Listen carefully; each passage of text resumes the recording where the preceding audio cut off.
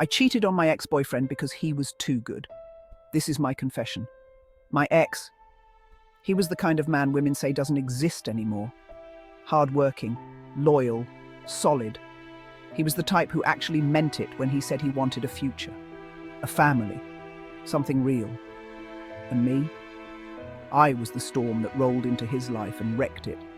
Let's call him John. Before John, every guy I dated turned out to be a disappointment. Cheaters, liars, emotionally unavailable messes. Looking back, I can be honest with myself. I attracted liars and emotionally unavailable men because I thought that was good, and I liked the drama. A girl with trauma attracts men with the same, and I thrived in that mess. Because when I finally had something good, something stable and real, I didn't know how to handle it. So I started cheating because I was a cheater. And worst of all, I took John for granted. I knew he loved me more than anything. I could feel it. And I used it like a safety net. I figured no matter what, he'd never leave. One day, my ex-boyfriend's sister had a birthday party. And yeah, I knew what I was doing when I said yes. I knew he'd be there. Let's call him Dave.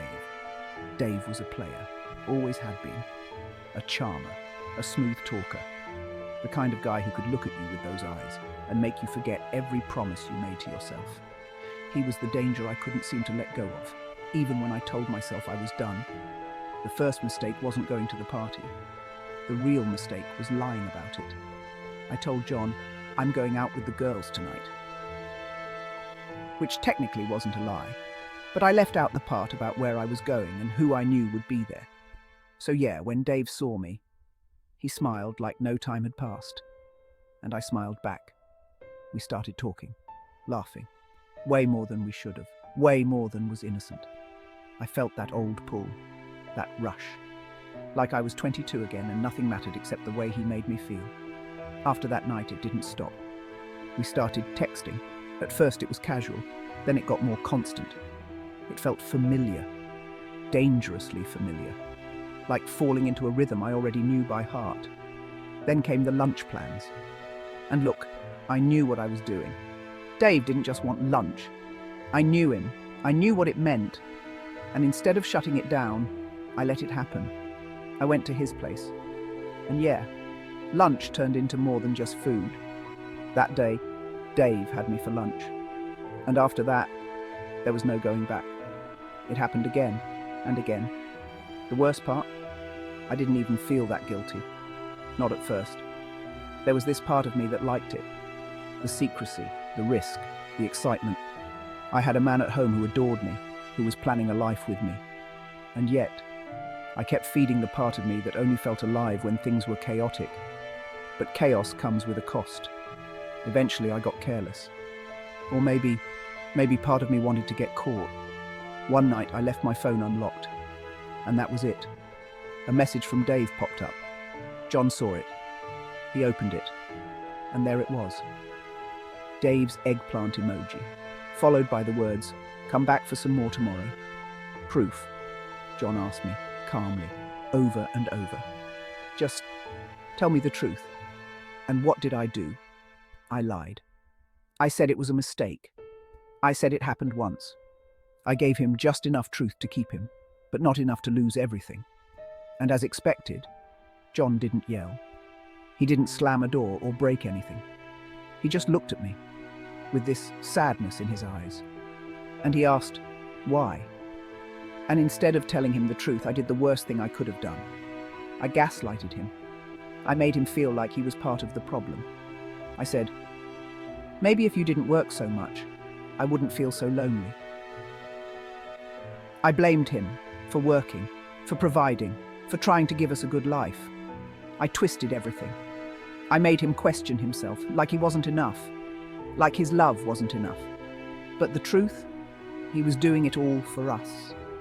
Every long shift, every late night, every dollar saved. He was building the life I said I wanted. He was showing up in every way a good man should.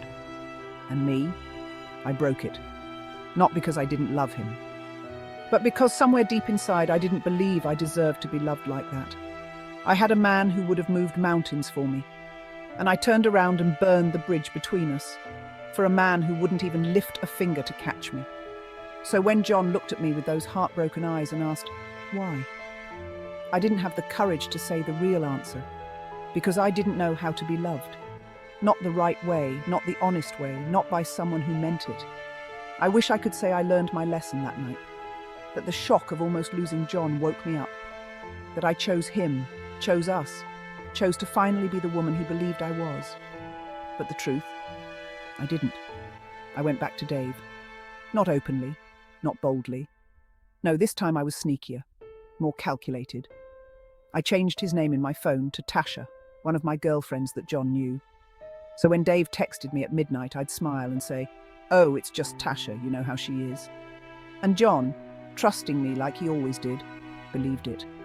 I was lying to his face, sitting next to him on the couch, wrapped in a blanket he bought me, watching the shows he recorded because he knew I loved them, while I was texting another man right in front of him, laughing, smiling, flirting. And every time I got away with it, it made me feel powerful, like I had control, like I could have both, the man who adored me and the man who excited me. But deep down, I knew the truth. I wasn't ready for real love. I wasn't built for the kind of man who gave affection with no agenda. I didn't know what to do with consistency. When John brought me flowers for no reason, I didn't feel loved. I felt suspicious, because I grew up learning that flowers came after the lies, after the fights, after someone messed up. So when John gave them freely, without needing forgiveness, I didn't know how to receive them. Instead of learning how to accept love, I ran back to the chaos that felt familiar. I kept chasing pain, because at least pain made sense to me. And when you don't feel worthy of peace, you'll find a way to destroy it. That's what I did. Every lie, every text, every stolen moment with Dave was a brick I pulled from the house John and I were trying to build. And the worst part, I told myself I had it under control, that it wasn't that serious, that I could stop any time. But that's the thing about destruction. It's never just one swing. It's the constant chipping away until one day the whole thing caves in. Looking back now, I can finally say it. I wasn't ready for a man like John. Not because he wasn't enough, but because I wasn't healed. And here's a truth more women need to say out loud. We sabotage good love when we haven't healed from bad love. We chase the same chaos, then cry when we bleed. We call it chemistry, when it's really just our trauma recognizing itself in someone else. I used to say John was too nice, that I needed someone with an edge. But now I realize I just wasn't used to safety. I didn't trust calm. I mistook his steady love for boredom because I was addicted to the roller coaster. And it took losing him to finally understand what I had. Because once John was gone, once he finally gave up on trying to fix what I kept breaking, I saw the truth clear as day. Good men are rare, not perfect, but real. The kind that choose you on your worst days and still see the best in you. So if I could give one piece of advice to any woman listening, before you open your heart to someone new, before you make a good man pay for what a broken one did to you, before you let pain write the script for how you show up in love, don't bring old wounds into new homes. Don't let your past teach you how to treat someone who's trying to love you right. And please, don't ever mistake steady for boring.